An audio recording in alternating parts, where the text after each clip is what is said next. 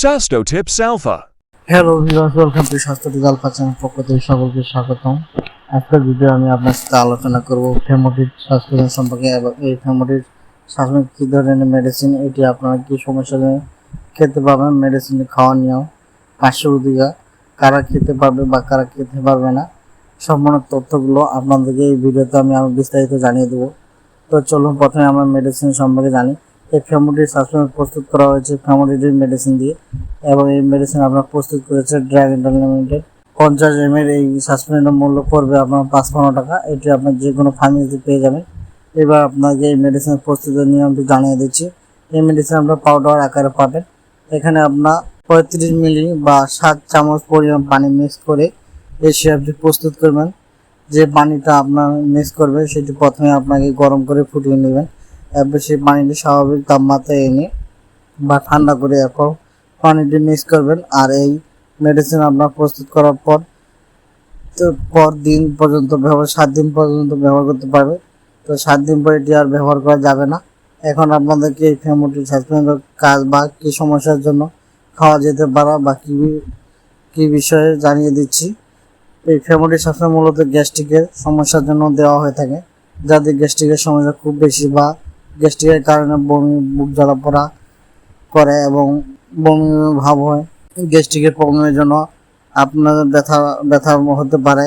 তো এই সমস্যার জন্য এই মেডিসিনটা দেওয়া হয়ে থাকে। এছাড়া গ্যাস্ট্রিকের কারণে যাদের আলসার হয়ে যায় বা ডুলোনাস আলসার, পেপটিক আলসার বা স্টোস আলসার, এই ধরনের প্রবলেম যাদের হয়ে তাদের ক্ষেত্রে এই মেডিসিন দেওয়া হয়ে থাকে।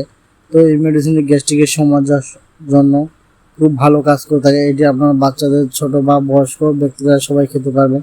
এবার আপনাদেরকে জানিয়ে দিচ্ছি এই মেডিসিনের পরিমাণ সম্পর্কে জানিয়ে দিচ্ছি। যারা প্রাপ্তবয়স্ক ব্যক্তি তারা এই ফেমোডিড ট্যাবলেট 40 ml হয়ে থাকে, সেটি আপনি একবার খেতে পারবেন।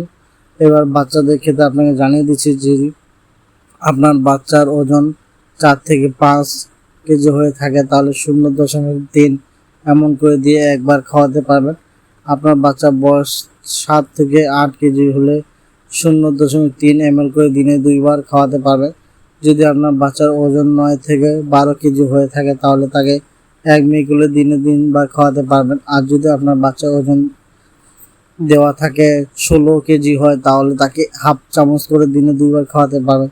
তো এই হচ্ছে মেডিসিনের খাওয়ার পরিমাণ। এবার আপনাকে এই মেডিসিন পার্শ্বপ্রতিক্রিয়া সম্পর্কে আপনাদেরকে জানিয়ে দিচ্ছি। মেডিসিন কিছু পার্শ্বপ্রতিক্রিয়া রয়েছে, যেমন যদি আপনার বেশি মেডিসিন খেয়ে ফেলেন সেক্ষেত্রে তো আপনার কোষ্ঠকাঠিন্য বা ডায়রিয়া বা মাথা ঘোরা, উচ্চ রক্তচাপ, এই সমস্যাগুলো দেখা যেতে পারে। তো এই ক্ষেত্রে অবশ্যই আপনাকে মেডিসিনের পরিমাণ মতো গ্রহণ করতে হবে। আশা করি এতে আপনার কোনো সমস্যা হবে না। এবং যে সকল ব্যক্তি আপনার মূত্র সমস্যা রয়েছে বা যকৃতের সমস্যা রয়েছে বা যারা বয়স্ক ব্যক্তি রয়েছেন তারা এই মেডিসিনের না খাওয়া উচিত। তো এই আজকের এই ফেমোডিড সিরাপ সম্পর্কে আলোচনা।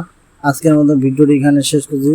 যদি আপনাদের ভিডিওটি ভালো লেগে থাকে তাহলে ভিডিওটি একটা লাইক দিবেন এবং এই ফেমোডিড সিরাপ সম্পর্কে যদি আপনার কোনো বিস্তারিত জানাতে তাহলে আপনি কমেন্ট করতে পারেন, আমরা যথাযথ প্রশ্ন উত্তর দেবো। তবে আজকের মতো ভিডিওটি এখানে শেষ করছি। ভালো থাকুন, সুস্থ থাকুন, খোদা হাফেজ। পরবর্তীতে দেখা হবে আমার নতুন একটি মেডিসিন সম্পর্কে। Sasto Tips Alpha. Like, comment, share, subscribe.